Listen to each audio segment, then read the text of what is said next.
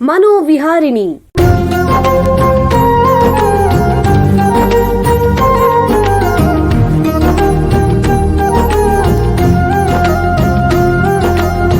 ಬೆಂಗಳೂರಿನ ನಿಮ್ಹಾನ್ಸ್ ವತಿಯಿಂದ ಮಾನಸಿಕ ಆರೋಗ್ಯ ಮತ್ತು ನರವಿಜ್ಞಾನ ಕುರಿತ ಪ್ರಾಯೋಜಿತ ಶಿಕ್ಷಣ ಮಾಲಿಕೆ. ಸಹಯೋಗ ಡಾಕ್ಟರ್ ರಾಮಚಂದ್ರ ಎನ್ ಮೂರ್ತಿ, ಮಾನಸಿಕ ಆರೋಗ್ಯ ಮತ್ತು ನರವಿಜ್ಞಾನ ಪ್ರತಿಷ್ಠಾನ, ನಿಮ್ಹಾನ್ಸ್. ಕೇಳಿ ಮಾನಸಿಕ ಆರೋಗ್ಯ ಮತ್ತು ನರವಿಜ್ಞಾನ ಕುರಿತ ಮಾಲಿಕೆ ಮನೋವಿಹಾರಿಣಿ. ನಮಸ್ಕಾರ ಶ್ರೋತೃಗಳೇ, ನಿಮಗೆಲ್ಲರಿಗೂ ಮನೋವಿಹಾರಿಣಿ ಶಿಕ್ಷಣ ಮಾಲಿಕೆ ಈ ಸಂಚಿಕೆಗೆ ಆತ್ಮೀಯ ಸ್ವಾಗತ. ಹಿಂದಿನ 2 ಸಂಚಿಕೆಗಳಿಂದ ವಯೋಗತಿಗೆ ಸಂಬಂಧಿಸಿದ ವಿವಿಧ ಕಾಯಿಲೆಗಳಲ್ಲಿ ಸಾಮಾನ್ಯವಾಗಿರೋ ಡಿಮೆನ್ಷಿಯಾ ಬಗ್ಗೆ ಚರ್ಚೆ ಮಾಡ್ತಿದ್ವಿ. ಈ ಸಂಚಿಕೆಯಲ್ಲಿ ಅದನ್ನು ಮುಂದುವರಿಸೋಣ. ಡಿಮೆನ್ಷಿಯಾ ಅಂತಂದರೆ ಸರಳವಾಗಿ ಹೇಳೋದಾದರೆ ಮರವಿನ ಕಾಯಿಲೆ ಮತ್ತು ಅರಿವಿನ ಲೋಪದ ರೋಗ ಅಂತ ತಜ್ಞರು ಹೇಳಿದ್ರು. ಇದರಲ್ಲಿ ವಿವಿಧ ರೀತಿಗಳಿವೆ. ಅವುಗಳಲ್ಲಿ ಆಲ್ಝೈಮರ್ ಡಿಮೆನ್ಷಿಯಾ ಅನ್ನೋದು ಅತ್ಯಂತ ಸಾಮಾನ್ಯವಾದ ಪ್ರಭೇದ. ಇದಲ್ಲದೆ ಫ್ರಂಟೋಟೆಂಪೊರಲ್ ಡಿಮೆನ್ಷಿಯಾ, ವ್ಯಾಸ್ಕ್ಯುಲರ್ ಡಿಮೆನ್ಷಿಯಾ, ಪಾರ್ಕಿನ್ಸನ್ ಕಾಯಿಲೆ ಜೊತೆಯಲ್ಲಿ ಬರುವಂತಹ ಪ್ರಭೇದವೂ ಇದೆ ಅಂತ ಅವರು ತಿಳಿಸಿದರು. ಡಿಮೆನ್ಷಿಯಾದಲ್ಲಿ ಮುಖ್ಯವಾಗಿ ರೋಗಿಗೆ ನೆನಪಿನ ಶಕ್ತಿ ಕಡಿಮೆ ಆಗುತ್ತೆ ಮತ್ತು ಈ ರೋಗ ಲಕ್ಷಣ ಒಂದ್ಸರಿ ಶುರುವಾದರೆ ಅದು ಕ್ರಮೇಣ ಉಲ್ಬಣವಾಗುತ್ತಾ ಹೋಗುತ್ತೆ.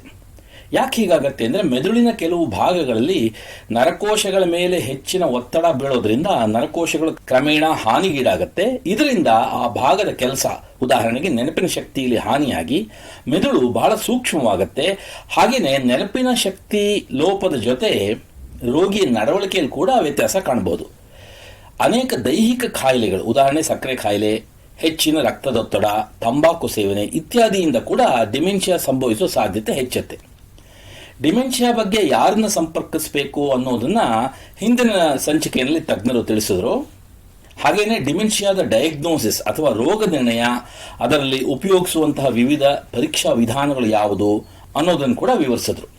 ಡಿಮೆನ್ಷಿಯಾಗೆ ಯಾವ ರೀತಿ ಔಷಧಿಗಳಿವೆ, ಅವು ಎಷ್ಟು ಪರಿಣಾಮಕಾರಿ, ಅವುಗಳನ್ನ ಎಷ್ಟು ಸಮಯ ತಗೋಬೇಕಾಗತ್ತೆ, ಅವುಗಳ ಅಡ್ಡ ಪರಿಣಾಮಗಳು ಇತ್ಯಾದಿಗಳನ್ನು ಕೂಡ ವಿವರಿಸಿ ಡಿಮೆನ್ಷಿಯಾಗೆ ಉಪಯೋಗವಾಗುವಂತಹ ಇತರ ರೀತಿಯ ಚಿಕಿತ್ಸೆಗಳು ಯಾವುದು ಅನ್ನೋದು ಕೂಡ ತಿಳಿಸಿದ್ರು. ಇದೇ ವಿಷಯನ ಮುಂದುವರಿಸ್ತಾ ಡಿಮೆನ್ಷಿಯಾಗೆ ಔಷಧಿ ಅಲ್ಲದೆ ಅಂದರೆ ಔಷಧೇತರ ಚಿಕಿತ್ಸೆಗಳಿವೆಯೇ, ಅವುಗಳ ಉಪಯೋಗ ಏನು, ಹಾಗೇನೆ ರೋಗಿಯನ್ನು ನೋಡಿಕೊಳ್ಳುವಂಥ ಕೇರ್ ಗಿವರ್ಸ್ ಅಥವಾ ಆರೈಕೆದಾರರ ಬಗ್ಗೆ ಕೂಡ ತಜ್ಞರ ಹತ್ತಿರ ವಿವರ ತಿಳ್ಕೊಳ್ಳೋಣ. ಮನೋವೈದ್ಯಕೀಯ ಕ್ಷೇತ್ರದಲ್ಲಿ ಸುಮಾರು 20 ವರ್ಷಗಳಿಂದ ವೈದ್ಯಕೀಯ ಸೇವೆ ಮತ್ತು ಸಂಶೋಧನೆ ಮಾಡ್ತಾ ಇರುವಂತಹ ನಿಮ್ಹಾನ್ಸ್ನ ಸೈಕ್ಯಾಟ್ರಿ ವಿಭಾಗದ ಪ್ರಾಧ್ಯಾಪಕರು ಹಾಗೂ ಜೀರಿಯಾಟ್ರಿಕ್ ಕ್ಲಿನಿಕ್ನ ಮುಖ್ಯಸ್ಥರು ಆಗಿರುವ ಡಾಕ್ಟರ್ PT ಶಿವಕುಮಾರ್ ಅವರು ನಮ್ಮ ಜೊತೆಗಿದ್ದಾರೆ. ಅವ್ರನ್ನ ಸ್ವಾಗತಿಸೋಣ. ನಮಸ್ಕಾರ ಡಾಕ್ಟರ್ ಶಿವಕುಮಾರ್ ಅವರೇ. ಎಲ್ರಿಗೂ ನಮಸ್ಕಾರ. ನಿಮಗೆ ಈ ಕಾರ್ಯಕ್ರಮಕ್ಕೆ ಸ್ವಾಗತ. ಡಾಕ್ಟರ್ ಶಿವಕುಮಾರ್ ಅವರೇ, ನಿಮಗೆ ಮೊದಲನೇ ಪ್ರಶ್ನೆ ಏನು ಅಂತಂದ್ರೆ, ಈ ಡಿಮೆನ್ಷಿಯಾಗೆ ಔಷಧಿ ಇಲ್ಲದೆ ಅಂದರೆ ಔಷಧೇತರ ಚಿಕಿತ್ಸೆಗಳಿವೆಯೇ, ಅವು ಯಾವ ಪ್ರಕಾರಗಳು ದಯವಿಟ್ಟು ತಿಳಿಸಿ. ಈಗ ಡಿಮೆನ್ಷಿಯಾ ಅಂದ್ರೆ ಮುಖ್ಯವಾದ ವಿಷಯ ನಾವು ಅರ್ಥ ಮಾಡ್ಕೊಳ್ಳೋದು, ಔಷಧಿಗಳು ಯಾವ ಇದೆಯೋ ಅದು ಎಲ್ಲಾ ವಿಷಯಗಳು ಕ್ಯೂರ್ ಮಾಡಂಗೆ ಇಲ್ಲ. ಅದರಿಂದ ಬಹಳ ಲಿಮಿಟೇಷನ್ಸ್ ಇದೆ. ಸೊ ಅದರಿಂದ ಎಲ್ಲರಿಗೂ ಔಷಧಿ ಇಲ್ಲದೆ ವಿಷಯಗಳು, ಟ್ರೀಟ್ಮೆಂಟ್ಗಳು ಬೇಕಾಗತ್ತೆ. ಸೊ ಇದರಲ್ಲಿ ಕೆಲವೊಂದು ನಾವು ಡೈರೆಕ್ಟ್ ಆಗಿ ಪೇಷಂಟ್ಗೆ ಕೊಡೋ ವಿಷಯಗಳಿದೆ, ಇಂಡಿವಿಜುವಲ್ ಆಗಿ ಕೊಡಬಹುದು ಅಥವಾ ಒಂದು ಗ್ರೂಪ್ ಅಲ್ಲಿ ಕೊಡಬಹುದು. ಇನ್ನೊಂದು ಕ್ಯಾರ್ ಗಿವರ್ ಮೂಲಕ, ಅವ್ರ ಫ್ಯಾಮಿಲಿಯವರಾಗ್ಲಿ ಅಥವಾ ಅವ್ರಿಗೆ ನೋಡ್ಕೊಳ್ಳೋರಾಗ್ಲಿ, ಅವ್ರ ಮೂಲಕ ಇಂಡೈರೆಕ್ಟ್ ಆಗಿ ಅವ್ರಿಗೆ ಆ ವಿಷಯಗಳು ಮಾಡಿಸಬಹುದು. ಸೊ ಇದು ಬಹಳ ಮುಖ್ಯವಾದಂತ ಒಂದು ಟ್ರೀಟ್ಮೆಂಟ್. ಇದು ಎಲ್ಲರಿಗೂ, ಡಿಮೆನ್ಷಿಯಾ ಎಲ್ಲರಿಗೂ ಬೇಕಾಗತ್ತೆ. ಅವ್ರ ಸ್ಟೇಜ್ ಮೇಲೆ ಇದು ಡಿಪೆಂಡ್ ಆಗತ್ತೆ. ಅಂದ್ರೆ ಇವಾಗ ಅವರು ಔಷಧಿನೂ ತಗೋತಾ ಇದ್ರೆ ಈ ಚಿಕಿತ್ಸೆಗಳು, ಔಷಧೇತರ ಚಿಕಿತ್ಸೆಗಳು ಅದ್ರ ಜೊತೆ ಯೂಸ್ ಮಾಡ್ಬೋದಾ, ಬಳಸಬಹುದಾ? ಖಂಡಿತ ಜೊತೆಲಿ ತಗೋಬಹುದು. ಸುಮಾರು ವಿಷಯಗಳು ನಮ್ಗೆ ಕೆಲವು ಸಮಯ ಔಷಧಿಗಳು ಅವ್ರಿಗೆ ಟಾಲರೇಟ್ ಮಾಡಕ್ ಆಗಲ್ಲ. ಆ ಟೈಮಲ್ಲಿ ಔಷಧಿಗಳು ಕೂಡ ಕೆಲವೊಂದು ನಿಲ್ಸಂಗೆ ಕೂಡ ಆಗತ್ತೆ. ಸೊ ಔಷಧಿಗಳು ಇಲ್ದ್ರೆ ಸಮಯದಲ್ಲೂ ಕೂಡ ಈ ತರ ಟ್ರೀಟ್ಮೆಂಟ್ಗಳು ಅವ್ರಿಗೆ ಇಂಡಿವಿಜುವಲ್ ಆಗಿ ಕೂಡ ಕೊಡಬಹುದು. ಈಗ ಇನ್ನೊಂದು ಕೇಳಿದೀವಿ, ಮೆದುಳಿನ ಪ್ರಚೋದನೆ, ಬ್ರೈನ್ ಸ್ಟಿಮ್ಯುಲೇಷನ್. ಈ ಡಿಮೆನ್ಷಿಯಾದಲ್ಲಿ ಮೆದುಳಿನ ಪ್ರಚೋದನೆ ಅನ್ನೋದು ಉಪಯೋಗಿಸಬಹುದೇ? ಇದು ಪರಿಣಾಮಕಾರಿಯೇ? ದಯವಿಟ್ಟು ತಿಳಿಸಿ.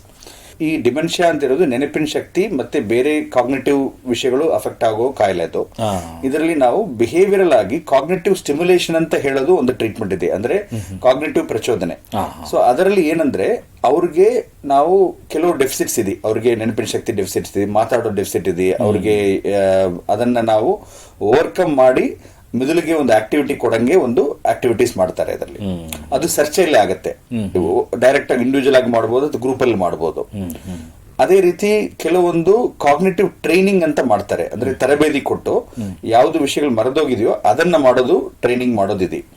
ಇನ್ನೊಂದು ಅವ್ರಿಗೆ ದಿನ ಅವ್ರು ಮಾಡೋ ವಿಷಯಗಳು, ಚಟುವಟಿಕೆಗಳಿದೆ, ಆ ಚಟುವಟಿಕೆಗಳಿಗೆ ಅವ್ರಿಗೆ ಹೆಂಗ್ ಮಾಡೋದು, ಅವ್ರಿಗೆ ತೊಂದರೆ ಇದ್ರೂ ಕೂಡ ಅದನ್ನ ಸಪೋರ್ಟ್ ಇಟ್ಕೊಂಡು ಹೆಂಗ್ ಮಾಡೋದು ಅಂತ ಅದು ಒಂದು ಟ್ರೈನಿಂಗ್ ಇದೆ. ಇದು ಅಲ್ಲದೆ ನಮ್ಗೆ ಬ್ರೈನ್ ಸ್ಟಿಮ್ಯುಲೇಷನ್ ಅಂತ ಹೇಳಿದಾಗ ನಮ್ಗೆ ಎಕ್ವಿಪ್ಮೆಂಟ್ ಇಟ್ಕೊಂಡು, ಕೆಲವು ಎಕ್ವಿಪ್ಮೆಂಟ್ಸ್ ಇಟ್ಕೊಂಡು ಮಿದುಳಿಗೆ ಸ್ವಲ್ಪ ಆಕ್ಟಿವ್ ಮಾಡಂಗೆ ಕೆಲವು ವಿಷಯಗಳಿದೆ. ಇದರಲ್ಲಿ ನ್ಯೂರೋಪ್ಲಾಸ್ಟಿಸಿಟಿ ಅಂತ ಹೇಳ್ತಾರೆ. ಅಂದ್ರೆ ಮಿದುಳು ಕೂಡ ವಯಸ್ಸಾದಾಗ ವೀಕ್ ಆಗತ್ತೆ, ಬಟ್ ಅದನ್ನ ನಾವು ಸ್ವಲ್ಪ ಸ್ಟ್ರೆಂಥನ್ ಮಾಡಬಹುದು. ಯಾವ್ದು ಉಳಿದಿದೆಯೋ ಅದನ್ನ ಸ್ವಲ್ಪ ಸ್ಟ್ರೆಂಥನ್ ಮಾಡಬಹುದು. ಅದಕ್ಕೆ ಈಗ ಇತ್ತೀಚೆಗೆ magnetic stimulation, transcranial magnetic stimulation ಅಂತ ಒಂದು ಟ್ರೀಟ್ಮೆಂಟ್ ಇದೆ. ಇನ್ನೊಂದು ಟ್ರಾನ್ಸ್ಕ್ರೇನಿಯಲ್ ಡೈರೆಕ್ಟ್ ಕರೆಂಟ್ ಸ್ಟಿಮ್ಯುಲೇಷನ್ ಅಂತ ಇದೆ. ಇದು ಬಹಳ ಒಂದು ರಿಸರ್ಚ್ ಅಲ್ಲಿ ಇದು ಬರ್ತಾ ಇದೆ. ಸೊ ಇದು ಬರೇ ಮಿದುಳು ವೀಕ್ನೆಸ್ ಡಿಮೆನ್ಷಿಯಾಗ್ ಮಾತ್ರ ಇಲ್ಲ, ಅವ್ರಿಗೆ ಜೊತೆಯಲ್ಲಿ ಡಿಪ್ರೆಷನ್ ಇರಬಹುದು, ಅವರಿಗೆ ಜೊತೆಯಲ್ಲಿ ಕೆಲವು ಬಿಹೇವಿಯರಲ್ ಪ್ರಾಬ್ಲಮ್ ಇರಬಹುದು, ಅದಕ್ಕೂ ಇದು ಅದು ಯೂಸ್ ಆಗತ್ತೆ. ಇದು ಎಲ್ಲದೆ ತುಂಬಾ ಸಿವಿಯರ್ ರೆಸ್ಟ್ಲೆಸ್ನೆಸ್, ಅಜಿಟೇಷನ್, ಅಂದ್ರೆ ಒಂದ್ ಜಾಗದಲ್ಲಿ ಕೂತ್ಕೊಳ್ಳಲ್ಲ, ಗಲಾಟ ಮಾಡ್ತಾರೆ, ಹೊಡಿತಾರೆ, ತುಂಬಾ ಪ್ರಶ್ನೆಯಲ್ಲಿದ್ದಾಗ ಕೆಲವು ಸಮಯ ಎಲೆಕ್ಟ್ರೋ ಕನ್ವಲ್ಸಿವ್ ಥೆರಪಿ ಅಂತ ಕೂಡ, ECT ಅಂತ ಟ್ರೀಟ್ಮೆಂಟ್ ಕೂಡ ಉಪಯೋಗ ಮಾಡೋ ಅವಶ್ಯಕತೆ ಇರುತ್ತೆ. ಅದು ಎಕ್ಸ್ಟ್ರೀಮ್ ಕೇಸಸ್ ಅಲ್ಲಿ. ಡಿಮೆನ್ಷಿಯಾ ಇರೋರಿಗೆ ಕೂಡ ಅವಶ್ಯಕತೆ ಇದ್ದಾಗ ಈ ತರ ಮಿದುಳಿನ ಪ್ರಚೋದನೆ ಕೊಡೋದು ಸೇಫ್, ಮತ್ತೆ ಅದು ಉಪಯೋಗನೂ ಆಗತ್ತೆ. ಈಗ ಒಂದು ಸಣ್ಣ ವಿರಾಮ ತಗೊಳ್ಳೋಣ, ನಂತರ ಡಿಮೆನ್ಷಿಯಾದಲ್ಲಿ ಔಷಧೇತರ ಚಿಕಿತ್ಸೆಗಳ ಬಗ್ಗೆ ಚರ್ಚೆನ ಮುಂದುವರಿಸೋಣ. ಬೆಂಗಳೂರಿನ ನಿಮ್ಹಾನ್ಸ್ ಮಾನಸಿಕ ಆರೋಗ್ಯ ಮತ್ತು ನರವಿಜ್ಞಾನ ಕ್ಷೇತ್ರದಲ್ಲಿ ಹೆಸರುವಾಸಿ. ಶ್ರೇಷ್ಠ ಮಟ್ಟದ ಔಷಧೋಪಚಾರ, ಸಂಶೋಧನೆ ಮತ್ತು ತರಬೇತಿ ಇವೇ ನಿಮ್ಹಾನ್ಸ್ನ ಪ್ರಮುಖ ಧ್ಯೇಯಗಳು. ದೇಶದ ವಿವಿಧ ಭಾಗಗಳಿಂದ ಬರುವ ಲಕ್ಷಾಂತರ ಜನರಿಗೆ ಚಿಕಿತ್ಸೆ ನೀಡುವ ನಿಮ್ಹಾನ್ಸ್ಗೆ ರಾಷ್ಟ್ರೀಯ ಪ್ರಾಮುಖ್ಯತಾ ಸಂಸ್ಥೆ ಎಂಬ ಗೌರವ. ಚಿಕಿತ್ಸೆ ಮತ್ತು ವೈದ್ಯಕೀಯ ಸೇವೆಗಳ ಜೊತೆಯಲ್ಲಿ ನರರೋಗ ಮತ್ತು ಮನೋವೈದ್ಯಕೀಯ ಪುನರ್ವಸತಿ ಸೇವೆಗಳು, ಸಮುದಾಯ ಮಟ್ಟದ ಆರೋಗ್ಯ ಕಾರ್ಯಕ್ರಮಗಳನ್ನು ನಡೆಸುವುದು ಹಾಗೂ ಜನಜಾಗೃತಿ ಮೂಡಿಸುವ ಕೆಲಸಗಳಲ್ಲಿ ಸಕ್ರಿಯವಾಗಿದೆ ನಿಮ್ಹಾನ್ಸ್. ಈ ನಿಟ್ಟಿನಲ್ಲಿ ಆಕಾಶವಾಣಿಯ ಶ್ರೋತೃಗಳಿಗೆ ನರಮಂಡಲ ಮತ್ತು ಮಾನಸಿಕ ಆರೋಗ್ಯದ ಬಗ್ಗೆ ಉಪಯುಕ್ತ ಮಾಹಿತಿ ನೀಡುವುದೇ ಡಾಕ್ಟರ್ ರಾಮಚಂದ್ರ ಎನ್ ಮೂರ್ತಿ ಮಾನಸಿಕ ಆರೋಗ್ಯ ಮತ್ತು ನರವಿಜ್ಞಾನ ಪ್ರತಿಷ್ಠಾನ ನಿಮ್ಹಾನ್ಸ್ನ ಸಹಯೋಗದೊಂದಿಗೆ ಮೂಡಿಬರುತ್ತಿರುವ ಈ ಮನೋವಿಹಾರಿಣಿ ಶಿಕ್ಷಣ ಮಾಲಿಕೆಯ ಮೂಲ ಉದ್ದೇಶ. ವಿರಾಮದ ನಂತರ ಮನೋವಿಹಾರಿಣಿಯ ಈ ಸಂಚಿಕೆಗೆ ನಿಮಗೆಲ್ಲರಿಗೂ ಮತ್ತೊಮ್ಮೆ ಸ್ವಾಗತ. ವಿರಾಮಕ್ಕೆ ಮುಂಚೆ ಡಿಮೆನ್ಷಿಯಾದಲ್ಲಿ ಔಷಧೇತರ ಚಿಕಿತ್ಸೆಗಳ ಬಗ್ಗೆ ನಿಮ್ಹಾನ್ಸ್ನ ತಜ್ಞರಾದ ಡಾಕ್ಟರ್ ಶಿವಕುಮಾರ್ ಅವ್ರ ಹತ್ರ ಮಾತಾಡ್ತಾ ಇದ್ವಿ. ಈಗ ಈ ಚರ್ಚೆನ ಮುಂದುವರಿಸೋಣ. ಡಾಕ್ಟ್ರೇ, ಇನ್ನೊಂದು ಪ್ರಶ್ನೆ ಅಂತಂದ್ರೆ, ಸಾಧಾರಣವಾಗಿ ಡಿಮೆನ್ಷಿಯಾ ಇರೋ ರೋಗಿಗಳಲ್ಲಿ ಕೆಲವು ನಡವಳಿಕೆಯ ಸಮಸ್ಯೆಗಳು ಬರುತ್ತೆ. ಅಂತಹ ಸಮಸ್ಯೆ ಇದ್ದಾಗ ರೋಗಿಗಳಿಗೆ ನೀವು ಯಾವ ರೀತಿ ಸಪೋರ್ಟ್, ಬೆಂಬಲ ಕೊಡ್ತೀರಾ, ದಯವಿಟ್ಟು ತಿಳಿಸಿ. ಈಗ ಡಿಮೆನ್ಷಿಯಾ ಇರೋರಲ್ಲಿ ಆಲ್ಮೋಸ್ಟ್ ಎಲ್ಲರಿಗೂ ಕೂಡ ಯಾವ್ದೋ ಒಂದು ಸ್ಟೇಜ್ ಅಲ್ಲಿ ಅವರಿಗೆ ಬಿಹೇವಿಯರ್ ಅಲ್ಲಿ ಸ್ವಲ್ಪ ಚೇಂಜಸ್ ಕಾಣಿಸುತ್ತೆ. ಅವ್ರಿಗೆ ರೆಸ್ಟ್ಲೆಸ್ ಆಗ್ಬೋದು, ಅಜಿಟೇಷನ್ ಆಗ್ಬೋದು, ಕೋಪ ಬರ್ಬೋದು, ಅಗ್ರೆಷನ್ ಆಗ್ಬೋದು, ಹೇಳದ್ ಮಾತ್ರ ಪದೇ ಪದೇ ಕೇಳ್ತಾರೆ, ಅಥವಾ ನಿದ್ದೆ ಸರಿಯಾಗಿ ಮಾಡಲ್ಲ, ಅಥವಾ ಎಲ್ಲೇ ಒಂದು ತಿರುಗಾಡೋದು, ವಾಂಡರಿಂಗ್ ಎಪಿಸೋಡ್ಸ್ ಆಗತ್ತೆ, ಕಾಣದಿಲ್ದ್ರೆ ಅವರು ಹೋಗ್ಬಿಡ್ತಾರೆ. ಸೊ ಇಂಥ ವಿಷಯಗಳಿಗೆ ಮ್ಯಾನೇಜ್ ಮಾಡೋದು ಬಹಳ ಒಂದು ಅವಶ್ಯಕತೆ ಇದೆ. ಸೊ ಅದಕ್ಕೆ ನಾವು ಒಂದು ಬಿಹೇವಿಯರಲ್ ಮ್ಯಾನೇಜ್ಮೆಂಟ್, ಕ್ಯಾರ್ ಗಿವರ್ಗೆ ಹೇಗೆ ಅವರಿಗೆ ಮ್ಯಾನೇಜ್ ಮಾಡಬೇಕು ಅಂತ ಒಂದು ಟ್ರೈನಿಂಗ್ ಕೊಡ್ತೀವಿ. ಇನ್ನೊಂದು ಕೆಲವು ಸಮಯ ಅದಕ್ಕೆ ಮೆಡಿಸಿನ್ಸು ಬೇಕಾಗತ್ತೆ. ಅದನ್ನ ಕಂಟ್ರೋಲ್ ಮಾಡಿದ್ರೆ ಕ್ಯಾರ್ ಗಿವರ್ಸ್ಗೆ, ನೋಡ್ಕೊಳ್ಳೋರಿಗೆ ಹೆಲ್ಪ್ ಆಗತ್ತೆ. ಅದು ಡಿಮೆನ್ಷಿಯಾ ಅನ್ನೋದನ್ನ ಸಂಪೂರ್ಣವಾಗಿ ಗುಣಪಡಿಸಬಹುದೇ? ಡಿಮೆನ್ಷಿಯಾ ಕಾಯಿಲೆದಲ್ಲಿ 99% ಅದು ಅಷ್ಟು ಈಸಿಯಾಗಿ ಸುಲಭವಾಗಿ ಗುಣ ಮಾಡ್ಸಕ್ಕಿಲ್ದ್ರೆ ಕಾಯಿಲೆ ಬರ್ತಾ ಬರ್ತಾ ಜಾಸ್ತಿ ಆಗೋ ಕಾಯಿಲೆ. ಕೆಲವು ರೇರ್ ಕಾರಣಗಳಲ್ಲಿ, ಈಗ ನ್ಯೂಟ್ರಿಷನ್ ಡಿಫಿಷಿಯನ್ಸಿ ಇದ್ರೆ, ವಿಟಮಿನ್ ಶಕ್ತಿ ಕಮ್ಮಿ ಆದ್ರೆ, ಅಥವಾ ಕೆಲವು ಇನ್ಫೆಕ್ಷನ್ಸ್ ಇಂದ, ಆಟೋ ಇಮ್ಯೂನ್ ಇನ್ಫೆಕ್ಷನ್ಸ್ ಅಂತ ಹೇಳ್ತಾರೆ, ಆ ಥರ ಒಂದು ಸ್ಪೆಸಿಫಿಕ್ ಕಾರಣಗಳಲ್ಲಿ ಒಂದು ಕಂಪ್ಲೀಟ್ ರಿಕವರಿ ಅಥವಾ ಸಿಗ್ನಿಫಿಕೆಂಟ್ ಆದ್ರೆ ಅವ್ರಿಗೆ ಗುಣ ಮಾಡ್ಸಂಗೆ ಕೂಡ ಸಾಧ್ಯ ಆಗ್ಬೋದು. ಅದನ್ನ ಕರೆಕ್ಟ್ ಮಾಡಿದ್ರೆ, ಯಾವ್ದು ಕಾರಣ ಅಂತ ಐಡೆಂಟಿಫೈ ಮಾಡಿ ಕರೆಕ್ಟ್ ಮಾಡಿದ್ರೆ. 90% ಮೇಲೆ ಅವ್ರಿಗೆ ನಾವು ಸಪೋರ್ಟ್ ಮಾಡಬೇಕಾಗತ್ತೆ.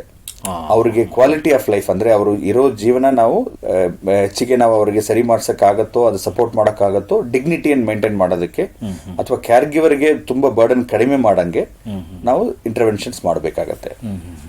ಅಂದ್ರೆ ನೀವು ಹೇಳೋ ಪ್ರಕಾರ ಡಿಮೆನ್ಷಿಯಾ ರೋಗಿಗಳ ಆರೈಕೆಯಲ್ಲಿ ಆ ಕೇರ್ ಗಿವರ್ ಅಂದ್ರೆ ಆರೈಕೆ ಮಾಡುವವರ ಬಹಳ ಮುಖ್ಯ ಆಗ್ತಾರೆ. ಅಂತಹವ್ರಿಗೆ ನಾವು ಹೇಗೆ ಸಪೋರ್ಟ್ ಕೊಡ್ಬೋದು, ಯಾವ ರೀತಿ ಬೆಂಬಲ ಕೊಡ್ಬೋದು, ದಯವಿಟ್ಟು ತಿಳಿಸಿ. ಈಗ ಡಿಮೆನ್ಷಿಯಲ್ಲಿ ಕ್ಯಾರ್ ಗಿವರ್ಸ್ ಅವರಿಗೆ ಬಹಳ ಮುಖ್ಯವಾದಂತ ರೋಲ್ ಇದೆ. ಆರೈಕೆದಾರರಿಗೆ ಮನೆಯವರಾಗ್ಲಿ ಅಥವಾ ಅದಕ್ಕೆ ಎಂಪ್ಲಾಯ್ ಮಾಡಿ ಕೂಡ ನೋಡ್ಕೊಳ್ಳೋಕೆ ಅವಶ್ಯಕತೆ ಆಗ್ಬೋದು ಕೆಲವು ಸಮಯ. ಅವ್ರಿಗೆ ಕಂಟಿನ್ಯೂಸ್ ಆಗಿ ನೋಡ್ಕೊಳ್ಳೋದಕ್ಕೆ ಅವ್ರಿಗೆ ಸಪೋರ್ಟ್ ಬೇಕಾಗತ್ತೆ. ಅಷ್ಟು ಸುಲಭ ವಿಷಯ ಇಲ್ಲ ಅದು. ಯಾಕಂದ್ರೆ ಅವ್ರಿಗೆ ಡಿಮೆನ್ಷಿಯಾ ಇರೋರಿಗೆ ಕಂಟಿನ್ಯೂಸ್ ಸೂಪರ್ವಿಷನ್ ಬೇಕಾಗತ್ತೆ. ಅವ್ರಿಗೆ ನೋಡ್ಕೊಂಡಿರ್ಬೇಕು, ಇಲ್ಲಾಂದ್ರೆ ಅವ್ರಿಗೆ ರಿಸ್ಕ್ ಆಗ್ಬೋದು, ಬೇರೆಯವರಿಗೆ ತೊಂದರೆನೂ ಆಗ್ಬೋದು. ಇದರಲ್ಲಿ ಒಂದು ನಮ್ಗೆ ಈಗ ಸಪೋರ್ಟ್ ಸರ್ವಿಸಸ್ ಅಂತ ನೋಡಿದಾಗ ಈಗ ಡೇ ಕೇರ್, ಈಗ ಮಕ್ಕಳಿಗೆ ಹೆಂಗೆ ಡೇ ಕೇರ್ ಇದೆಯೋ ಅದೇ ತರ ಡಿಮೆನ್ಷಿಯಾ ಇರೋವರೆಗೂ ಕೂಡ ಡೇ ಕೇರ್ ಬಹಳ ಉಪಯೋಗ ಆಗತ್ತೆ. ಈಗ ಡೇ ಕೇರ್ ಅಲ್ಲಿ ಏನಾಗತ್ತೆ ಅಂದ್ರೆ ಅವ್ರಿಗೆ ಒಂದು ಗ್ರೂಪ್ ಆಗಿ ಆಕ್ಟಿವಿಟೀಸ್ ಮಾಡಕ್ ಸಾಧ್ಯ ಆಗತ್ತೆ. ಮನೆಯಲ್ಲಿ ಒಬ್ಬರೇ ಮ್ಯಾನೇಜ್ ಮಾಡೋದು ಕ್ಯಾರ್ ಗಿವರ್ಗೆ ಬಹಳ ಕಷ್ಟ ಆಗುತ್ತೆ. ಸೊ ಅವ್ರಿಗೆ ನಾವು ಮುಂಚೆ ಹೇಳಿರೋ ತರ ಅವ್ರಿಗೆ ಸ್ಟಿಮ್ಯುಲೇಷನ್ ಕೊಡೋದಕ್ಕೆಲ್ಲ ಮೊದಲಿಗೆ ಒಂದು ಆಕ್ಟಿವಿಟೀಸ್ ಕೊಡೋದಕ್ಕೆ ಗ್ರೂಪ್ ಆಗಿ ಮಾಡಿದಾಗ ತುಂಬಾ ಉಪಯೋಗ ಆಗುತ್ತೆ. ಅವರು ಅದನ್ನ ಶಾಲೆಗೆ ಹೋಗೋ ತರನೇ ಅದು ಕೋಆಪರೇಟ್ ಮಾಡಿ ಪಾರ್ಟಿಸಿಪೇಟ್ ಮಾಡ್ತಾರೆ. ಸೊ ಮೈಲ್ಡ್ ಮಾಡರೇಟ್ ಡಿಮೆನ್ಷಿಯಾ ಅವರಿಗೆ ತುಂಬಾ ಉಪಯೋಗ ಆಗುತ್ತೆ. ಸೊ ಸ್ಟಾರ್ಟಿಂಗ್ ಸ್ಟೇಜಸ್ ಅಲ್ಲಿ, ಲೇಟ್ ಸ್ಟೇಜಸ್ ಅಲ್ಲಿ ಅಥವಾ ಅವ್ರಿಗೆ ಮನೇಲಿ ನೋಡ್ಕೊಳಕ್ ಸಾಧ್ಯನೇ ಇಲ್ಲ, ಅವ್ರಿಗೆ ಸೂಪರ್ವಿಷನ್ ಕೊಡಕ್ ಸಾಧ್ಯನೇ ಇಲ್ಲ, ಕ್ಯಾರ್ ಗಿವರ್ ಅವರು ಕೆಲಸಕ್ಕೆ ಹೋಗ್ಬೇಕು, ಕಂಟಿನ್ಯೂಸ್ ಸೂಪರ್ವಿಷನ್ ಕೊಡಕ್ ಸಾಧ್ಯ ಇಲ್ಲ ಅಂತ ಇದ್ದಾಗ ರೆಸಿಡೆನ್ಷಿಯಲ್ ಕೇರ್ ಅಂದ್ರೆ ಡಿಮೆನ್ಷಿಯಾ ಕೇರ್ ಹೋಮ್ಸ್ ಅಂತ ಕೂಡ ಸಪೋರ್ಟ್ ಸರ್ವಿಸಸ್ ಬೇಕಾಗತ್ತೆ. ಸೊ ಇಲ್ಲಾಂದ್ರೆ ಅವ್ರಿಗೆ ಸೇಫ್ಟಿ ಮಾಡ್ಸಕ್ಕಾಗಲ್ಲ, ಕೆಳಗೆ ಬಿದ್ದು ಹೋಗ್ತಾರೆ, ಅವ್ರಿಗೆ ಅನಾವಶ್ಯಕವಾಗಿ ಎಕ್ಸ್ಟ್ರಾ ಮೆಡಿಸಿನ್ಸ್ ಕೊಡಂಗೆ ಅವಶ್ಯಕತೆ ಆಗತ್ತೆ. ಅಥವಾ ಕೆಲವು ಸಮಯ ಮನೆಯಲ್ಲಿ ಇವನ್ ಲಾಕ್ ಮಾಡಿ ಇಟ್ಬಿಡ್ತಾರೆ, ಕಟ್ ಹಾಕ್ಬಿಡ್ತಾರೆ, ಇಂಥ ವಿಷಯಗಳೆಲ್ಲ ಆಗತ್ತೆ.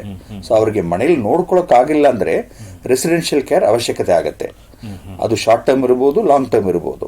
ಇನ್ನೊಂದು ಕೆಲವರು ನೋಡ್ಕೊಳ್ತಾ ಇರ್ತಾರೆ, ಬಟ್ ಅವ್ರಿಗೆ ಕಂಟಿನ್ಯೂಸ್ ನೋಡ್ಕೊಳಕ್ ಆಗಲ್ಲ. ಯಾವ್ದೋ ಒಂದು ಸಮಯದಲ್ಲಿ ರೆಸ್ಪೈಟ್ ಕೇರ್ ಅಂದ್ರೆ ಒಂದು ಕೆಲವು ದಿವಸಗಳು, ಒಂದು ವಾರ, ಆ ಥರ ರೆಸ್ಪೈಟ್ ಕೇರ್ ಕೂಡ ಅವಶ್ಯಕತೆ ಆಗ್ಬೋದು.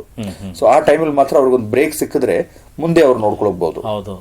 ಆಮೇಲೆ ಲಾಸ್ಟ್ ಸ್ಟೇಜ್ ಅಲ್ಲಿ ಎಂಡ್ ಆಫ್ ಲೈಫ್ ಕೇರ್ ಅಂತ ಹೇಳ್ತಾರೆ, ಪ್ಯಾಲಿಯೇಟಿವ್ ಕೇರ್.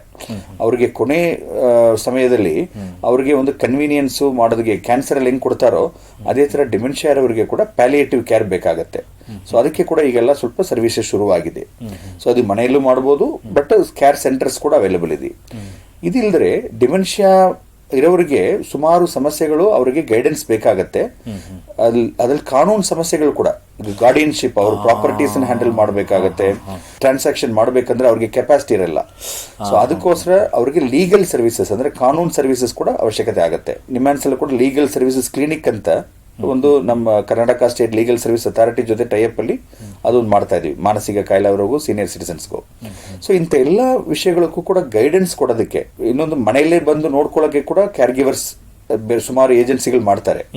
ಸೊ ಇವೆಲ್ಲ ಗೈಡೆನ್ಸ್ ಕೊಡೋದಕ್ಕೆ ನಾವು dementia post diagnostics support centre for dementia ಅಂದ್ರೆ ಡೆಮ್ ಸಪೋರ್ಟ್ ಅಂತ ಒಂದು ಡಿಮೆನ್ಷಿಯಾ ಇಂಡಿಯಾ ಅಲಯನ್ಸ್ ಅಂತ ಒಂದು NGO ಸಂಸ್ಥೆ ಜೊತೆ ಕೊಲಾಬರೇಷನ್ ಅಲ್ಲಿ ಮಾಡಿದೀವಿ. ಅದಕ್ಕೆ ಒಂದು ಕಾಂಟ್ಯಾಕ್ಟ್ ನಂಬರ್ ಕೂಡ ಇದೆ, 8197368965. ಈ ನಂಬರ್ ಕಾಂಟ್ಯಾಕ್ಟ್ ಮಾಡಿದ್ರೆ ಅವರು ನಿಮ್ಗೆ ಅಪಾಯಿಂಟ್ಮೆಂಟ್ ಕೊಟ್ಟು ಗೈಡೆನ್ಸ್ ಕೊಡಕ್ ಅವಕಾಶ ಇದೆ.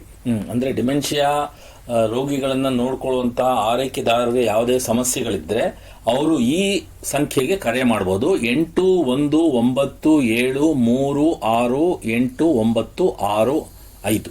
ಬಹಳ ಉಪಯುಕ್ತ ಮಾಹಿತಿ ನೀಡಿದ್ದೀರಾ. ನೋಡಿ, ನಿಮ್ ಜೊತೆ ಮಾತಾಡ್ತಾ ಕಾಲ ಕಳೆದಿದ್ದೇ ಗೊತ್ತಾಗ್ಲಿಲ್ಲ. ಇಲ್ಲಿಗೆ ಈ ಸಂಚಿಕೆ ಮುಗಿಸುವಂತ ಸಮಯ ಆಗ್ತಿದೆ.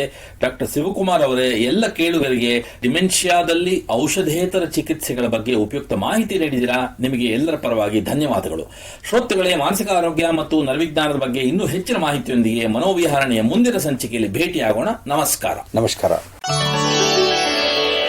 ಇಲ್ಲಿಯವರೆಗೆ ಬೆಂಗಳೂರಿನ ನಿಮ್ಹಾನ್ಸ್ ವತಿಯಿಂದ ಮಾನಸಿಕ ಆರೋಗ್ಯ ಮತ್ತು ನರವಿಜ್ಞಾನ ಕುರಿತ ಪ್ರಾಯೋಜಿತ ಶಿಕ್ಷಣ ಮಾಲಿಕೆ ಮನೋವಿಹಾರಿಣಿ ಕೇಳಿದಿರಿ. ಸಹಯೋಗ ಡಾಕ್ಟರ್ ರಾಮಚಂದ್ರ ಎನ್ ಮೂರ್ತಿ, ಮಾನಸಿಕ ಆರೋಗ್ಯ ಮತ್ತು ನರವಿಜ್ಞಾನ ಪ್ರತಿಷ್ಠಾನ, ನಿಮ್ಹಾನ್ಸ್. ನೆರವು ಡಾಕ್ಟರ್ KS ಮೀನಾ, ನಿಮ್ಹಾನ್ಸ್. ಮಾನಸಿಕ ಆರೋಗ್ಯ ಶಿಕ್ಷಣ ವಿಭಾಗ, ನಿಮ್ಹಾನ್ಸ್. ಹಾಗೂ ನಿವೇದಿತಾ BS, ನಿಮ್ಹಾನ್ಸ್. ಸಂಗೀತ ಸಂಯೋಜನೆ K. ಕಲ್ಯಾಣ್. ಪರಿಕಲ್ಪನೆ, ನಿರೂಪಣೆ ಮತ್ತು ನಿರ್ಮಾಣ ಡಾಕ್ಟರ್ MM ಶ್ರೀನಿವಾಸ್ ಭರತ್, ನಿಮ್ಹಾನ್ಸ್. ನಿಮ್ಮ ಸಂದೇಶಗಳನ್ನು ಕಳಿಸಬೇಕಾದ ದೂರವಾಣಿ ಸಂಖ್ಯೆ 7899105524. 7899105524. ವಾಟ್ಸ್ಆಪ್ ಸಂದೇಶಗಳು ಮಾತ್ರ. ಈ ಕಾರ್ಯಕ್ರಮದ ಮುಂದಿನ ಸಂಚಿಕೆ ಮುಂದಿನ ವಾರ ಇದೇ ಸಮಯಕ್ಕೆ ಮನೋವಿಹಾರಿಣಿ ಮಾಲಿಕೆಯಲ್ಲಿ.